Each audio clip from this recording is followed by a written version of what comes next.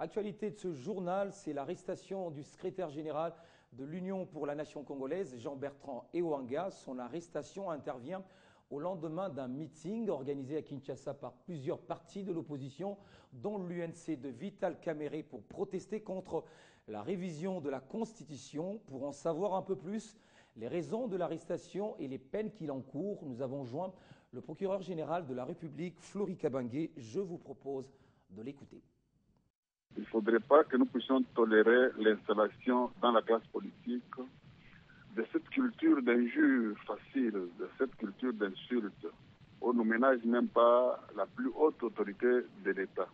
Nous devons, vous et nous, unir nos efforts pour juguler, pour combattre cette perversion de la classe politique dans la société congolaise. M. Ewanga a tenu des propos offensant le chef de l'État hier, lors de leur meeting en Djiri.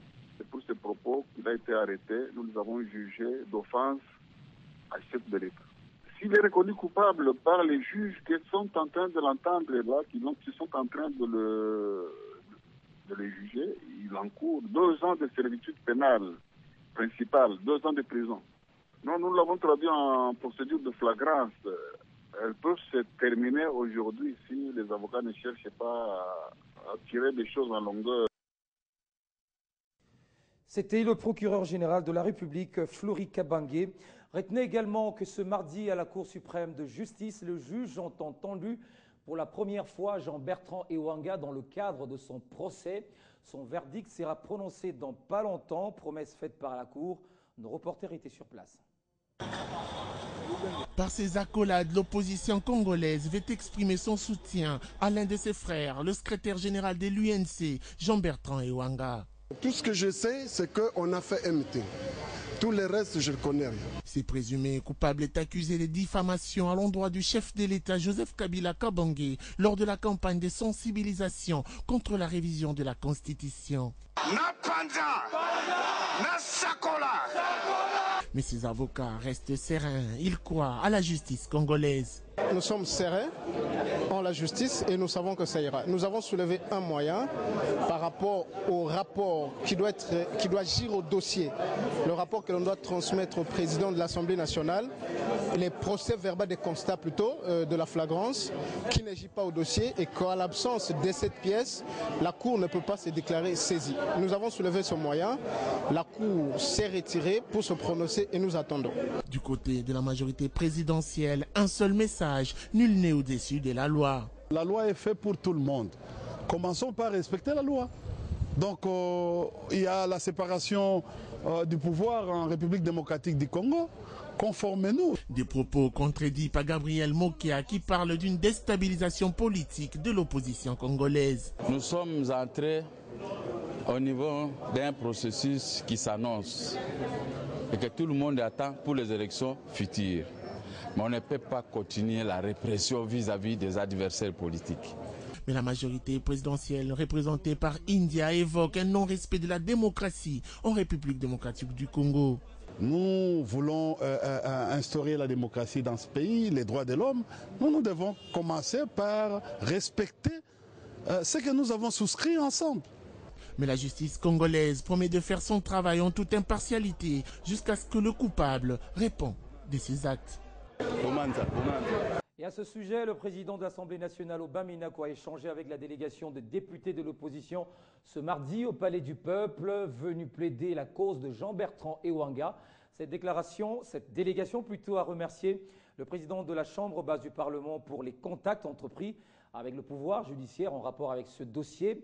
Un autre entretien, c'est avec l'ambassadeur de la Grande-Bretagne, venu présenter ses adieux après 18 mois de travail en République démocratique du Congo. Il est 12 heures.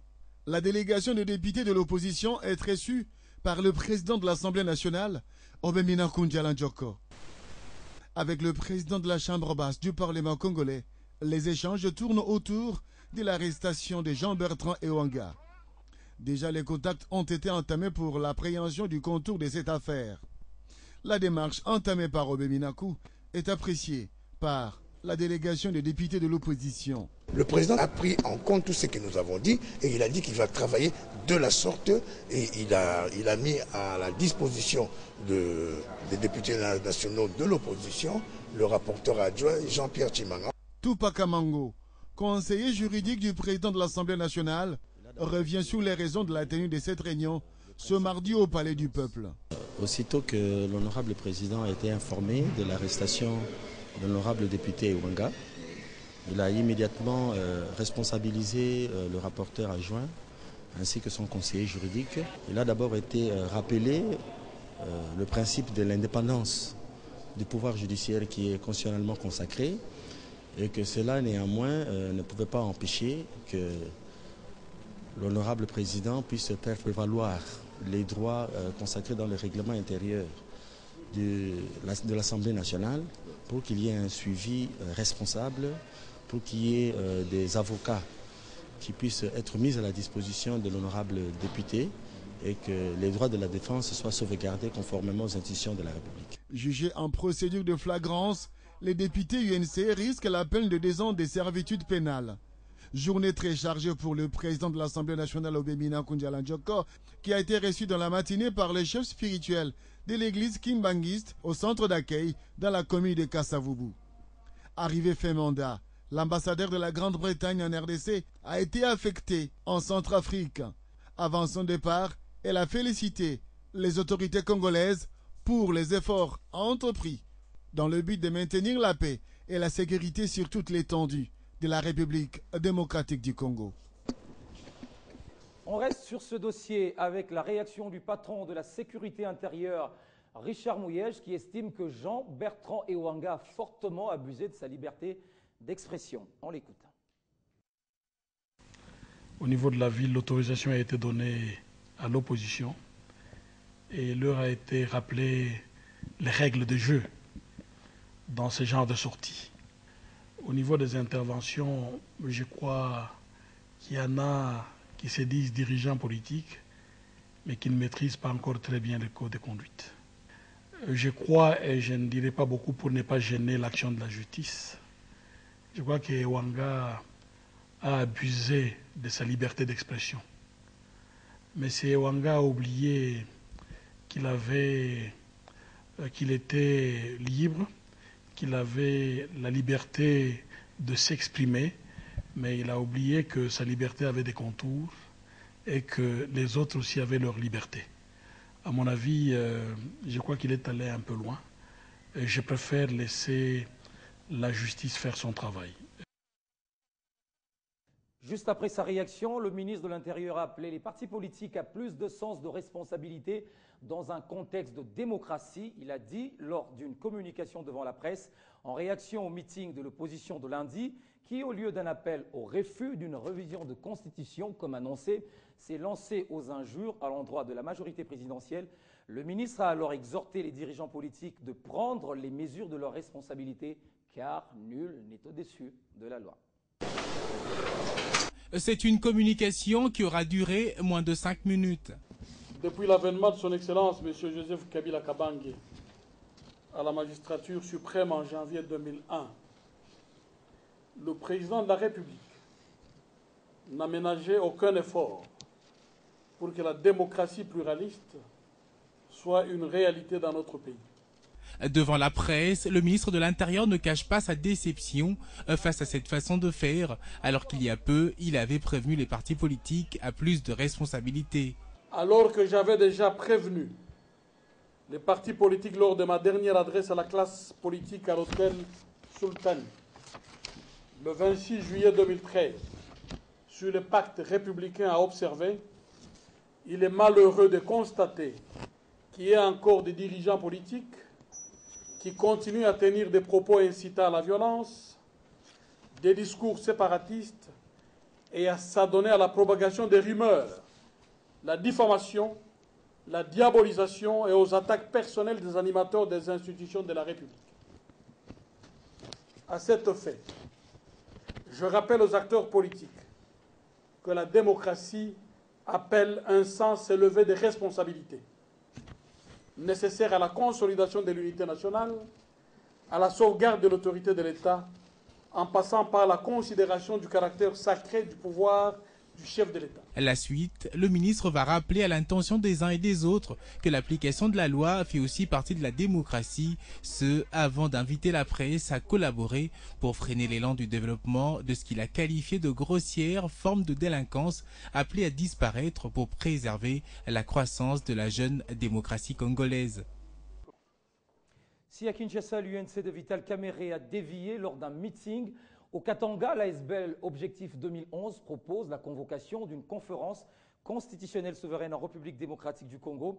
Les responsables de cette ASBL l'ont fait savoir lors d'un point de presse tenu à Lubumbashi, une proposition qui s'inscrit dans le cadre du débat actuel sur la révision de la Constitution. Regardez. Le débat sur la révision constitutionnelle en République démocratique du Congo loin de se terminer, les avis divergent. Face à la presse ce lundi à Lubumbashi, Dieudonné Kishi, coordonnateur général de l'Objectif 2011, pense que les incohérences de l'actuelle constitution doivent être corrigées par une révision constitutionnelle. Ainsi, a-t-il proposé une conférence constitutionnelle souveraine afin d'éradiquer complètement toutes les tares de l'actuelle loi fondamentale. Une constitution peut-elle ou a-t-elle une nature d'être le commun diviseur de son peuple, au peuple congolais? De comprendre que la constitution qu'il avait votée en 2005 contient des problèmes qui l'insécurisent et sur le plan général et sur le plan politique. À son Excellence, Monsieur le Président de la République, de se saisir de son pouvoir de garant de la Constitution, lui reconnu à l'article 69 de notre actuelle Constitution, pour convoquer une conférence constitutionnelle souveraine dans les meilleurs délais. L'ASBL Objectif 2011 révèle que depuis la promulgation de l'actuelle Constitution le 18 février 2006, 52 articles souffrent d'inapplication. C'est entre autres l'article 5 qui proclame la souveraineté au peuple, tandis que l'article 220 interdit au peuple de trancher à certaines matières dans le nombre et la durée du mandat du chef de l'État. Enfin, pour l'Objectif 2011, seule la convocation d'une conférence constitutionnelle souveraine par le chef de l'État Joseph Kabila Kabange reste l'unique moyen de mettre fin au débat et permettre à tous de parler un même langage pour le développement du pays. Autre sujet dans ce journal, c'est cette thématique, les femmes, clés du développement. Une réunion de hauts responsables africains s'est penchée sur le sort de la femme africaine. Il était également question d'étudier comment valoriser davantage les jeunes filles. Mais est-ce que cette question est bien appréhendée auprès des femmes en République démocratique du Congo? Élément de réponse. Le sort des femmes en Afrique et la nécessité de valoriser davantage les jeunes filles. Des sujets qui s'invitent à la réunion des hauts responsables africains en marge du sommet USA-Afrique. En RDC, les femmes sont plus qu'optimistes. Non seulement nous avons des choses que nous allons apprendre auprès des États-Unis d'Amérique, mais il y a aussi ce que la RDC elle-même peut donner. Parce que vous savez, aujourd'hui, si les États-Unis d'Amérique se tournent vers l'Afrique, et si particulièrement les États-Unis ont un penchant aujourd'hui pour la République démocratique du Congo, c'est que nous avons un potentiel. Nous n'avons pas simplement un potentiel, comme nous aimons bien le dire, simplement en richesse minière, mais nous avons aussi un potentiel important en matière de l'environnement. En Afrique, tout comme en RDC, la problématique de la place de la femme dans les institutions pose toujours problème. Si certaines nations se démarquent, le pessimisme n'est pas congolais quant à l'avènement d'une femme présidente ou soit Premier ministre. La femme congolaise reste un grand acteur de la démocratie. Rêver un jour qu'il y ait des femmes Premier ministre, cela n'est pas impossible. Et rêver un jour qu'il y ait des femmes présidentes de la République, ce n'est pas impossible, mais quand même à condition que nous-mêmes, les femmes, nous puissions réellement nous investir. La situation de la femme s'améliore en Afrique, certes, mais beaucoup reste à faire sur le continent. Direction la province du Bandundu pour parler santé. Sachez que le gouverneur Jean Kamisene doit lancer la campagne de vaccination contre la poliomyélite et la rougeole. Pour atteindre tous les enfants, plus de 3000 sites ont été implantés à travers la province. Cette campagne de vaccination lancée par le gouverneur Jean Kamisene consiste également à l'enregistrement des enfants de 0 à 3 mois à l'état civil. D'après le ministre provincial de la Santé Didier Tchikissa, près de 13% d'enfants de moins d'une année n'ont pas été suffisamment vaccinés en routine au cours du premier semestre de l'année 2014. Le défi reste donc majeur, celui de vacciner tous les enfants de la province du Bandundu, où qu'ils soient. Pendant 5 jours, Les enfants de moins de 10 ans de toute la province seront la cible d'un